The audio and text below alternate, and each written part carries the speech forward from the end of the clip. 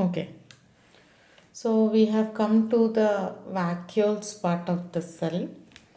This is lecture 6, a concept video on the permeability of membrane.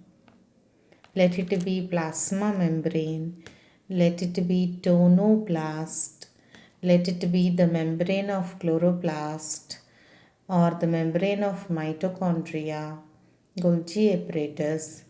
There is a character about the membrane for what it takes inside, for what it allows across, for what it does not. What is permeability? Exchange of materials in and out through the membrane. Exchange of materials in and out through the membrane is called as permeability. When we speak about permeability of membrane, the best way of understanding the names are in terms of solutions. So solution is equal to solute plus solvent.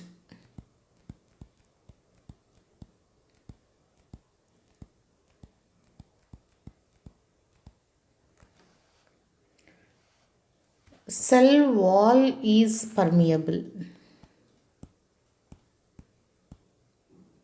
It takes everything and inside and outside. It doesn't really execute any definitions. You please don't come, you go out, you don't go out. Cell wall doesn't do all this, it is not capable. If any membrane which can do this is plasma membrane or a tonoplast, that is the membrane of the vacuole. If it is permeable, both solute is also permitted, solvent is also permitted. Now comes the term semi-permeable, which is given in the previous slide.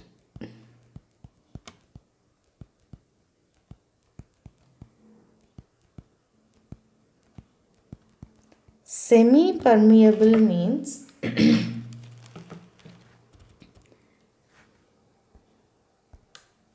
it only permits solvent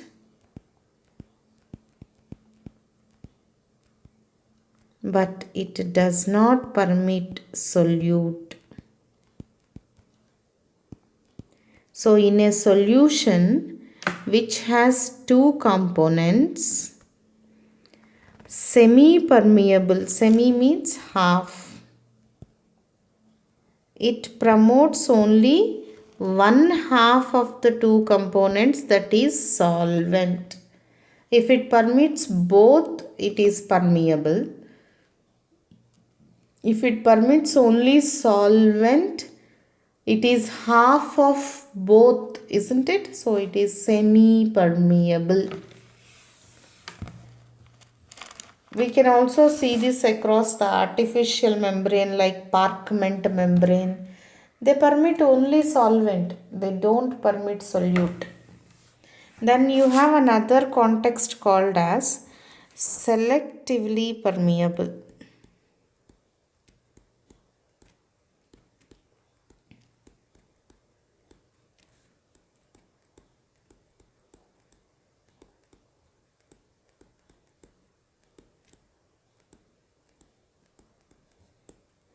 Selectively permeable, or this is only called as differentially permeable.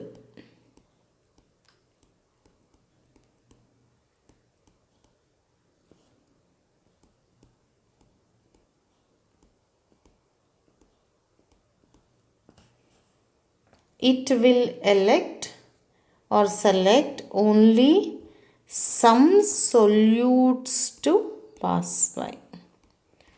both solvent and solute permeable, only solvent semi permeable, selective solutes selectively permeable or differentially permeable. This is where we have the plasma membrane, tonoplast, organellar membrane. They are permeable to carbon dioxide, nitrogen and oxygen, alcohol, ether and water, but impermeable to polysaccharides and proteins. So these are different types of permeabilities. You can understand better if you understand them in terms of two components of a solution.